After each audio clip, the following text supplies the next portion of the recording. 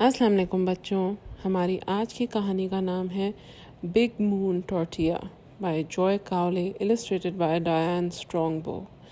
Big Moon Tortilla یعنی چاند جیسی روٹی۔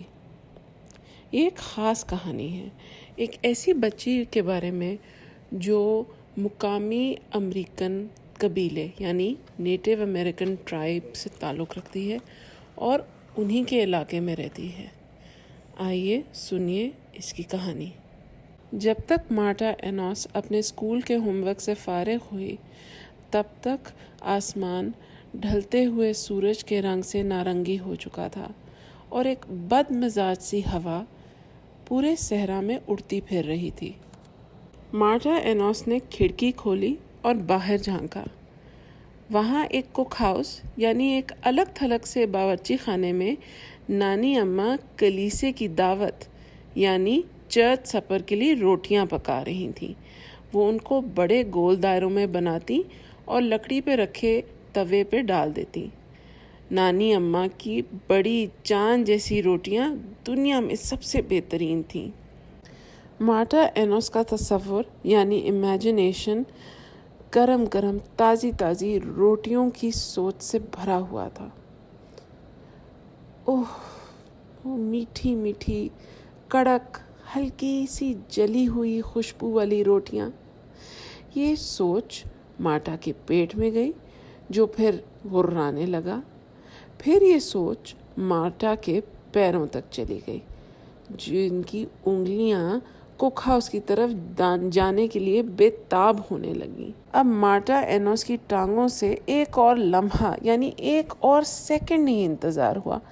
وہ کوک ہاؤس تک پہنچنے کے لیے اتنی جلدی میں تھیں کہ اٹھ کے بھاگنے میں انہوں نے مارٹا اینوس کی میز کو گرا دیا اور پھر ایک حادثہ ہوا، ڈیزاسٹر۔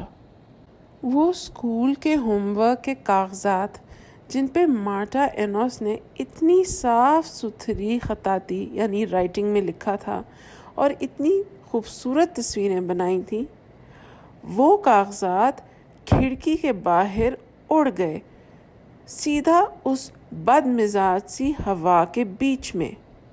بد مزاج ہوا ان کاغذات کو اڑاتی ہوئی اونچائی تک لے گئی، ہائی انٹو دی ایئر، اور پھر پورے محلے پورے گاؤں میں ان کو بکھیرنے لگی۔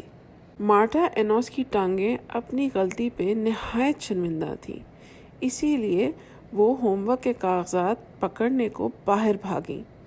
ہوم ورک کے کاغذات ہوا میں کچھ اس طرح اڑ رہے تھے جیسے بغیر ڈور کی پتنگیں یعنی کائٹس ہوں، لیکن اب گاؤں کے کتے بھی ان کاغذات کا پیچھا کر رہے تھے۔ وہ ہوا میں لپکتے ایک دوسرے کو بھونکتے، گیم یعنی نیا کھیل۔ بس کچھ ہی وقت میں وہ خوبصورت تصویروں والے صاف ستھری خطاطی والے ہوم ورک کے کاغذات پھٹے ہوئے کوڑے کی طرح ہو چکے تھے۔ اور پھر دوسرا حادثہ ہوا۔ مارٹا اپنے ہوم ورک کا ایک کاغذ ایک چھوٹے کتے سے واپس لینے کی کوشش کر رہی تھی۔ اس کشتی میں اس کی اینکیں گر گئیں اور پھر اس نے غلطی سے اپنا پیر ان اینکوں پہ رکھ دیا۔ اینکیں دو حصوں میں ٹوٹ گئیں۔ اب مارٹا اینوس کے دماغ سے نرم نرم گرم گرم روٹیوں کا تصور دور بھاگ چکا تھا۔ اس کا دل و دماغ مایوسی میں مبتلا یعنی فلڈ ود گریف تھا اور اس کی آنکھوں میں گرم لال مرچ جیسے آنسو چبھ رہے تھے۔ ہوم ورک برباد، اینکیں ٹوٹ چکی۔ مارٹا اینوس اپنی نانی امی کی طرف بھاگی۔ جب نانی اماں نے مارٹا اینوس کو دیکھا تو انہوں نے اپنی روٹیاں چھوڑ دی۔ انہوں نے مارٹا کو اپنی نرم گرم اور کشادہ یعنی بڑی گود میں آرام سے بٹھایا اور اپنے آٹے بھرے ہاتھوں سے مارٹا کے سر کو سہلانے لگی۔ شش شش، اگر آپ اتنا روئیں گی تو آپ کے آنسوؤں سے آگ بجھ جائے گی۔ کتوں نے میرا ہوم ورک کھا لیا، مارٹا نے سسکیاں لے کے نانی اماں کو اپنا قصہ سنایا. اور اب تو میری اینکیں بھی ٹوٹ چکی ہیں, میں اور ہوم ورک بھی نہیں کر سکتی. نانی اماں نے مارٹا اینوس کو اپنی گود میں جھولا دیا. یہ چھوٹی مصیبتیں, چھوٹی پرابلمز ہیں, وہ بولی, اتنی بڑی بارش کے قابل نہیں ہیں, ہم آپ کی اینکیں ٹھیک کروا دیں گے. لیکن مارٹا اینوس کے آنسو پھر بھی بہتے رہے اور ان کے سینے سے پھر بھی ہچکیوں کی آواز آتی رہی. پھر نانی اماں نے مارٹا کو ایک گانا سنایا, ایک خاص شفا دینے والا گانا, یعنی ہیلنگ سانگ.